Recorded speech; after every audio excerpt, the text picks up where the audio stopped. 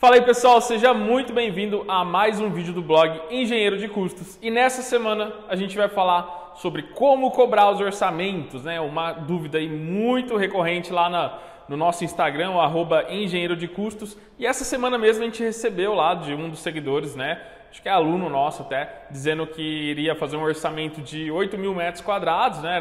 Era um prédio com vários pavimentos e tinha um posto também, uma área ali de conveniência, algumas coisas ao redor ali que dava o total de 8.000 metros quadrados. E como que ele deveria cobrar esse serviço de orçamento de obras, né? Eu já comentei aqui algumas vezes, mas acho legal estar reforçando isso porque sempre aparece mesmo, até para os novos seguidores, o pessoal que está aqui se inscreveu novo no canal também, o pessoal que está seguindo também no blog, está começando agora, é bom para entender. E se você não segue, se você não acompanha a gente, já dá um curtir aqui no vídeo e começa a seguir a gente também para acompanhar todos os vídeos, tá bom? Então eu basicamente fiz aqui algumas coisas, eu selecionei alguns itens que eu acho importante, até foi a resposta que eu dei para ele lá no Instagram, e vou falar aqui para vocês como que você pode utilizar aí de algumas coisas que eu também utilizo na hora de realizar esse tipo de cobrança. Então, alguns pontos são importantes para você analisar a hora de fazer esse tipo de cobrança de orçamento, tá? Prestar esse tipo de serviço de orçamento.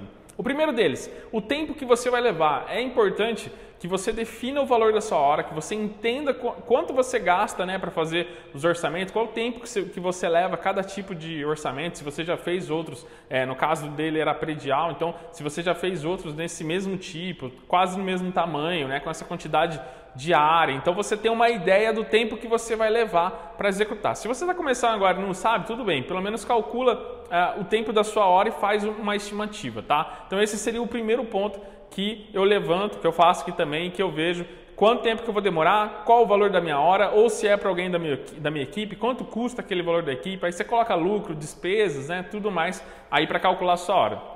O outro ponto também legal de você ver é que às vezes no CREA mesmo da sua cidade existe algumas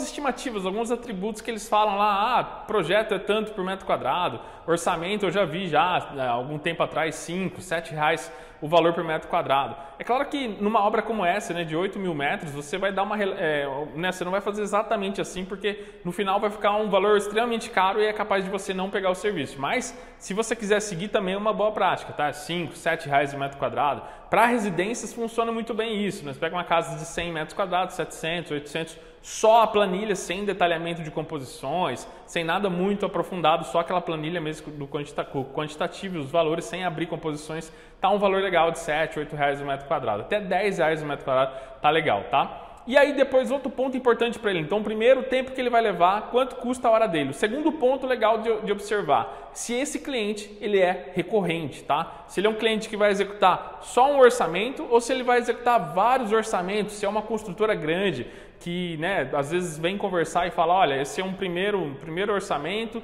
mas pode ser que tenha outros, pode ser que surjam outras oportunidades e a gente trabalhar aí por um longo período de tempo, né, se você fizer um bom trabalho principalmente. Então isso é um ponto sim a ser levado, principalmente também quando você não tem a recorrência também, quando é uma pessoa que vai construir uma vez só, aí também você tem que ponderar e o valor realmente tem que ser um pouco mais elevado, né, porque você vai fazer uma única vez e, né, aí sim é legal você seguir os parâmetros aí que a gente tem, tá? Outra maneira, nesse caso também dele, a quantidade de pavimento tipo, se ele for considerar por metro quadrado, ele falou que estava acostumado a considerar por percentual, tá, do valor da obra. Mas se ele considerar por metro quadrado, ele tem que também se atentar que nesse orçamento específico, é um orçamento predial, você tem o térreo, o pavimento tipo, e os restantes, para o orçamento, você vai praticamente repetir, né? Então, se você tem 10 andares e 10 andares tipo, você faz um só e se multiplica por 10, né? Então, ali você facilita esse cálculo também na hora de estruturar seu orçamento, tá? É claro que se aí você entrar outros documentos, como composições, curvas, né? Aí sim você tem que se atentar a isso também e colocar isso no custo. Mas se for só o orçamento, quantitativo, a parte inteira ali, se você fizer de um primeiro tipo ali, você consegue ir multiplicando e tendo também uma boa noção de que realmente você vai ter vários andares, mas praticamente vão ser todos iguais, com exceção no último, né, ou no térreo, e dependendo do projeto você tem que também se atentar a isso, tá bom? E também tem aquela questão, né, no caso dele,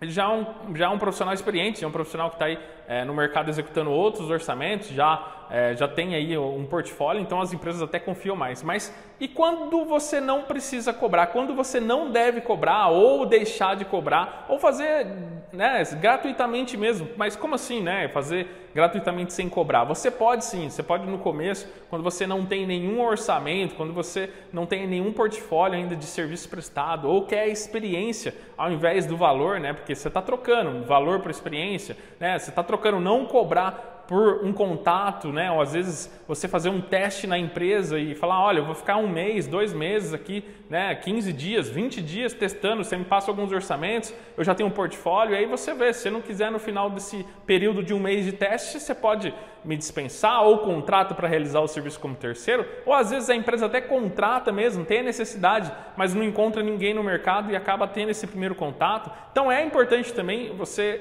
tentar que no início o valor em si não importa muito, o que importa sim é a experiência, né? É claro que se você precisa ter um valor, precisa cobrar para se manter, aí é outra conversa. Mas se a sua intenção é ter mais experiência, ganhar lastro, né, o começo da carreira, realmente você pode fazer isso. Eu mesmo fiz estágio gratuito no primeiro ano, né, nos primeiros meses do meu primeiro ano de estágio eu não ganhei nada, tá? Eu ganhava lá R$100, que era uma ajuda de custo, isso em 2000 e bolinha, né?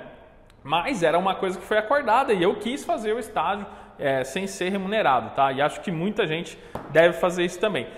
Então, observar isso, outra maneira de não cobrar, quando você já tem um outro serviço embutido. Então, às vezes você está fazendo o processo de financiamento da Caixa, você vai estar fazendo a PFU e todo o processo, mas você também vai executar a obra e já está embutido esse serviço ou qualquer outro tipo de serviço como projeto, outras coisas também no valor da execução sua. Então, também é uma maneira de se não cobrar pelo serviço, tá? É claro que o ideal é fazer como ele está fazendo, cobrando, né, já com uma certa experiência, mas isso demora um pouquinho para você ir pegando, né, e pegando os primeiros trabalhos, pessoas irem te conhecendo, né, você ficar conhecido na sua região, e também é muito importante relevar isso. Por isso que eu falei dessa parte de quando não cobrar, para você ir acostumando e conhecendo as pessoas, vendo como elas conversam. Isso ajuda muito você a criar um portfólio, a entender como as pessoas conversam na sua profissão, já ir pegando, né, o que as pessoas falam. Isso vai fazer uma diferença muito grande na hora que você fizer uma entrevista, na hora que você for conversar com alguém e bater um papo, né?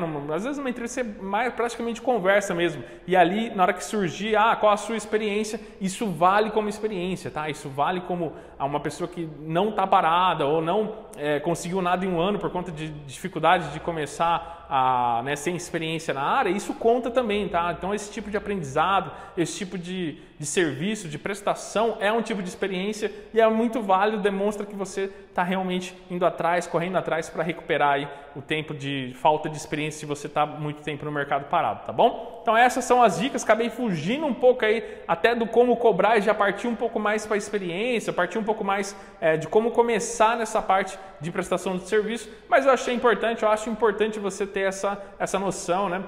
De que às vezes o valor do serviço nem sempre ele está embutido só no que você está prestando. Às vezes você tem ele embutido nos financiamentos, você está trocando por experiência, é uma forma de você começar, uma forma de você começar rápido e a pessoa que está contratando praticamente não tem risco nenhum e no caso dele lá ele iria cobrar, aí sim já é um profissional já com experiência, um profissional que vai entregar realmente um serviço muito bem executado. Isso realmente tem um valor e um valor, né, até que legal, tá bom? Espero que você tenha gostado desse vídeo, um forte abraço e até o próximo.